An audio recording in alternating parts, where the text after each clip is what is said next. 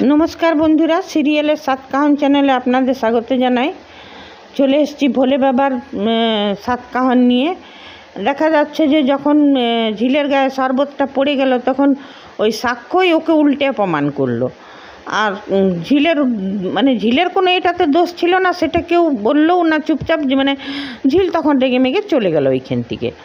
তারপরে ছুটি এলো ওই যেখানে মিনু আর ইয়ে কাজ করছিল। তারপরে মিনুকে বললো যে তোমার বরের দেখো না ফোন করে কোথায় আছে তোমার বর। তো ফোন করলো যখন, তখন বললো আমি তো বাড়ি চলে এসেছি।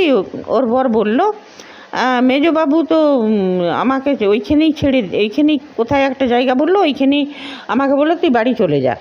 সে যাই হোক, সে তো হয়ে গেল। তারপর শতরূপা ওইখানে এসে নিপর বললো আচ্ছা ওইখানে পার্টিতে তো খুব লম্বা লম্বা কথা বলে এলে, এইখানে চুপি চুপি আবার এদেরকে দিয়ে ফোন করাচ্ছ নিয়ে। যাই হোক, তারপরে ও শতরূপা বলছে দেখো শতরূপা, আমার সবারই চিন্তা হয়, আমারও বাড়ির লোকদের জন্য চিন্তা হচ্ছে, যখন নীলের জন্য বাড়ির লোক চিন্তা করছে তো আমিও করছি। যাই হোক নিয়ে তার শতরূপা এইখানেও মানে পরিবেশটাকে একদম এইখানেও ভারী করে দিল, বেঁকা বেঁকা কথা বলেন। তারপর ছুটি ওদেরকে বলল যে ঝিল তো চলে গেল, তো খাবার খেয়ে গেল না, ওর জন্য খাবার প্যাক করে দেবো, নিয়ে যাবি। তো বললো না না ও তো খেতে চাইবে না। বললো না না আমি করে দেবো প্যাক। তারপরে টাকাটা দিতে গেল। তো বলছে যে এইটা নিয়ে নিজের মেয়েদেরকে দুটো ভালো ভালো কাপড় কিনে দিবি যা এই টাকাটা। তখন ওই মিনু বললো যে না না না আমি টাকা নিতে পারবো না, ঋষভ দাদাবাবুর জন্মদিনে আমি রান্না করেছি, তা আমি টাকা নেব না এটার জন্যে। বলছে সে জবরদস্তি। তারপর যখন মিনু নিল না আদৌ, তখন বললো ঠিক আছে আমি তোদের সবার জন্য তোমাদের পুজোতে আমি জামা কাপড় কিনে দেবো, তখন নেবে তো? তখন বললো ঠিক আছে। তারপর বললো যে আমি নিজেই খাবার প্যাক করে দেবো। বললো না না আমরা করে নেবো। বলছে না আমি তোমাদেরকে প্যাক করে দেবো। তারপরে এলো ওই শতরূপা এইখানেও বেঁকা বেঁকা কথা বলতে লাগলো যে এখন ওকে এলো না নিয়ে। ওর স্বাক্ষর বাবা যে আছে উনিও খুব চিন্তায়। তারপরে দেখা গেল যে ওই সাক্ষ্য আর ওর বাবা এসছে ওই ঝিলদের বাড়িতে। এদিকে ওদের কথোপকথন শোনা যাচ্ছে। ঝিলের মা বলছে যখন তুই খাবার খাবি না তো নিজের জন্য একটু সেদ্ধ ভাত বসিয়ে নিতে পারতিস। তো ঝিল বলছে তুমি তোমার মেয়েকে চেনো না, এত অপমান পর ওর বাড়িতে আমি খাবার খাবো ওই খাবার? হ্যাঁ ভালো ভালো খাবার খাই না ঠিকই, তা বলে তো জিভ দিয়ে এত তো লোভ নেই যে আমি ওদের বাড়ির খাবার খাবো এত অপমান করার পরও। তখন ওর মা বলছে যে দেখ ছুটি দিদিমণি তো তোকে অপমান করেনি, ও পার্টিটা তো ওর ছিল, উনি দিয়েছেন খাবারটা। বলছে তাতে কি, ছুটি দিদিমণি অপমান করেননি, কিন্তু ছোটো দিদিমণির ঘরে তো আমি অপমানিত হয়েছি। উনি তো সে সময় চুপ করেছিলেন, কিছু তো প্রতিবাদ করেননি। আমার বাড়িতে কেউ যদি কাউকে অপমান করতো আমি সঙ্গে সঙ্গে প্রতিবাদ করতাম আর বাড়ি থেকে তাড়িয়ে দিতাম। এইগুলো সব সাক্ষ্য আর ওর বাবা শুনছে নিয়ে। তারপরে বললো যে না, তো বললে ঠিক আছে। তখন ওই সাক্ষর বাবা ডাকলো মানে ঝিলের বাবাকে, রঞ্জন রঞ্জন। তখন ওরা এলো। তখন বলছে ও বড় মামু তুমি নিজে এসছো, ছেলেকে নিয়ে এসছো সরি বলাবার জন্যে? তখন যে সাক্ষ্য বলছে হ্যাঁ আমার খেয়ে দিয়ে কাজ নেই যে আমি সরি বলতে আসবো এইখানে। তখন বলছে কেন বলবেন না, দোষটা তো আপনার ছিল, চোখের মাথা খেয়েছিলেন আপনি, আমার শরবত ফেলে দিয়েছিলেন আর উল্টা আমাকেই বলছেন। তারপরে যেই হোক ও বলতেই লাগলো, কথাই বলবার সুযোগ দিচ্ছে না কাউকে। তারপরে বলে শুন আমার কথাটা তো শুনবি, আমি একটা অন্য কাজে এসেছি রঞ্জনের কাছে। বলছে ও আমি ভাবলাম কি যে তুমি বোধহয় সরি বলাবার জন্য এনেছো।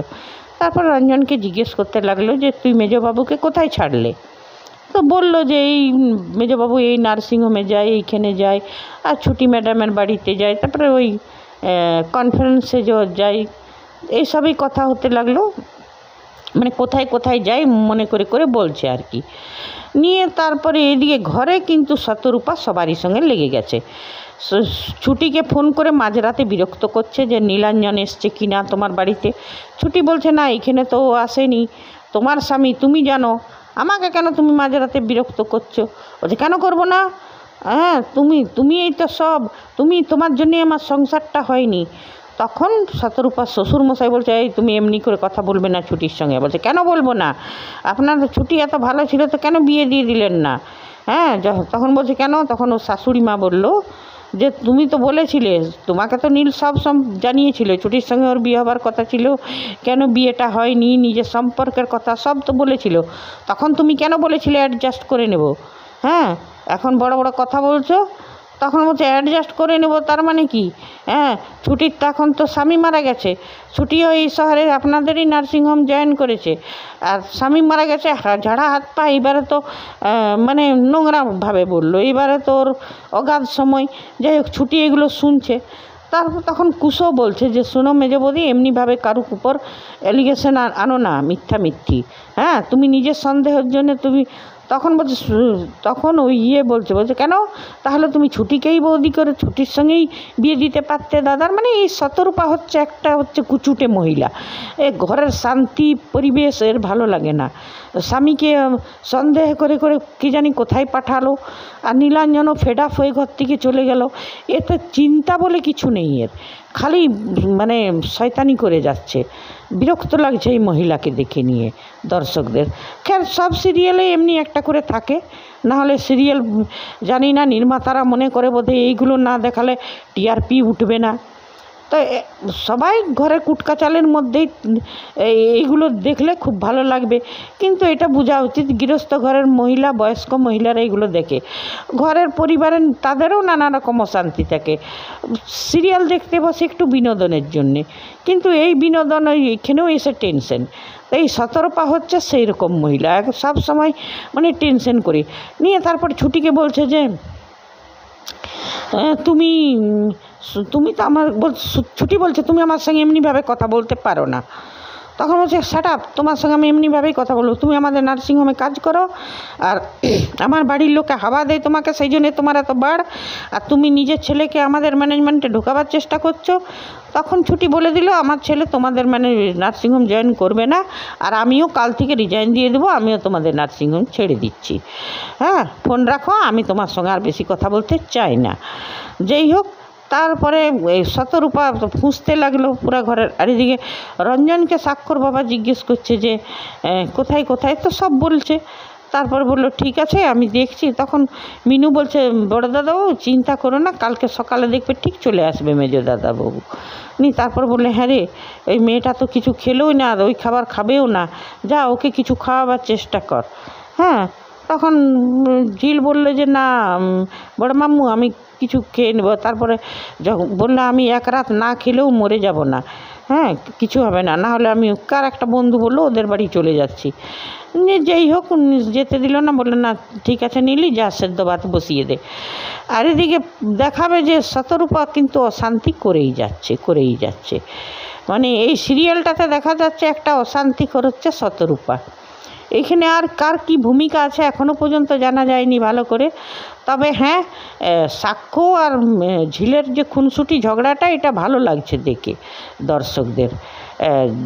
মানে সাক্ষ্য খারাপ মানুষ নয়, তবে একটু দাম্ভিকতা আছে। আর ঝিলকেও দেখা যাচ্ছে একটু বেশি, মানে বস্তির মেয়েরা সবসময় নম্র বা ভয় খাবে সে না, ঝিল একটু স্পষ্ট বক্তা প্রতিবাদী মেয়ে, কিন্তু একে একটু বেশি লাউড দেখিয়ে দিচ্ছে। হ্যাঁ ঠিক আছে, অন্যায় প্রতিবাদ করুক, কিন্তু এত বেশি কথা এটাও দর্শকদের একটু ভালো লাগছে না। যাই হোক, ঝিলের ক্যারেক্টারটা এমনি সব মিলিয়ে খুব ভালো, সাক্ষ্যকেও সব ভালো দেখাচ্ছে। তবে ঝিলের ক্যারেক্টারটা একটু বাস্তববাদী হলেই বেশি ভালো লাগবে আর কি সবারই। এবারে দেখা যাবে কালকে কি হচ্ছে, কালকে যে নীল ফিরে আসছে কি না। আর এদিকে কুশের সাথে লেগে গেছে শতরূপার ঝগড়া। আর এই শতরূপা পুরো ঘরের পরিবেশটাকেই খারাপ করলো, ছুটির বাড়িতে যেয়ে সেখানেও পরিবেশটাকে খারাপ করলো।